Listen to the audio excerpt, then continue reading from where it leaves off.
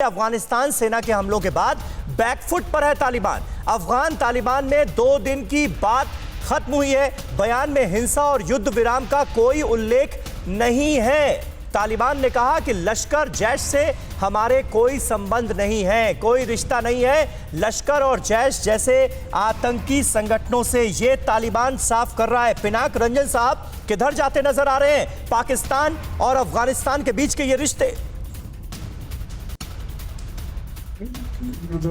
तो पता ही चल गया है ना कि पाकिस्तान में जब इस तरह के कांड होते हैं जी, तो वो इधर उधर हाथ पैर मार देते हैं कि भाई अफगानियों ने कराया, हिंदुस्तानियों ने कराया, पर अपने गिरेबान में नहीं झांकते ये कि क्या हो रहा है वहां पे। खैर ये तो उनकी पुरानी आदत है।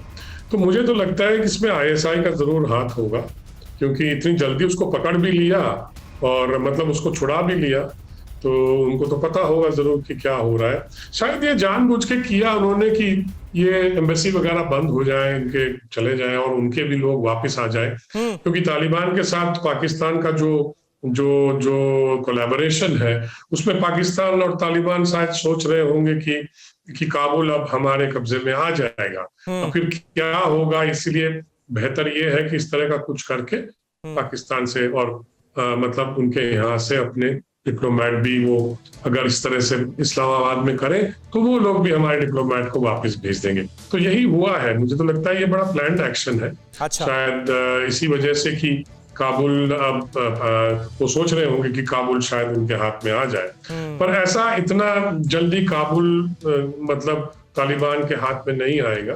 अभी तो बातचीत भी चल रही है, शायद सीज फायर हो जाए। बात तो यही थी कि सीज फायर हो।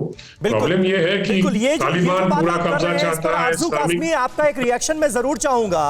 क्या वाकई ये माना जाए कि तालिबान के साथ मिलकर पाकिस्तान काबुल पर कब्जे का सपना देख रहा है?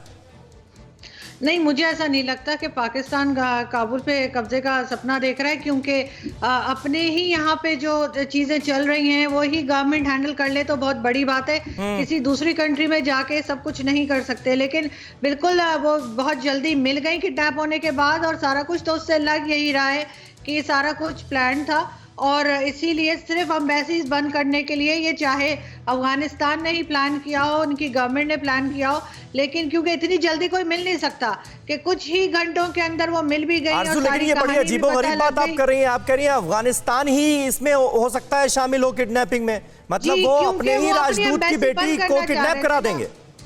देखे ना, वो अपनी एम्बेसी बंद करना चाहते हैं। पॉलिटिक्स में बहुत कुछ होता है समीर, आपको भी मालूम है, पॉलिटिक्स में कुछ भी चल रहा होता है। तो ये अपनी एम्बेसी यहाँ से बंद करना चाह रहे थे, इसलिए इन्होंने खुद हो सकता है प्लान किया हो। आई एम नॉट श्योर, मैं 100% नहीं कह रही, मैं एक इम्कान बता रही हूँ कि ऐसा पॉसिबल हो सकता है कि अफगानिस्तान गवर्नमेंट ने ये खुद प्लान किया हो ताकि वो अपनी एम्बेसी बंद कर पाए, क्योंकि उसके अलावा तो उनके पास कोई और रीजन था नहीं, वरना इतनी जल्दी वो किडनैप भी हो गई और फौरन ही मिल भी गई। ये तो मतलब ऐसे इस तरह से होता नहीं है नॉर्मली कि कोई कुछ ही घंटों में मिल जाए और सारी स्टोरी इस तरह से बिल्कुल ड्रामा सा क्रिएट किया।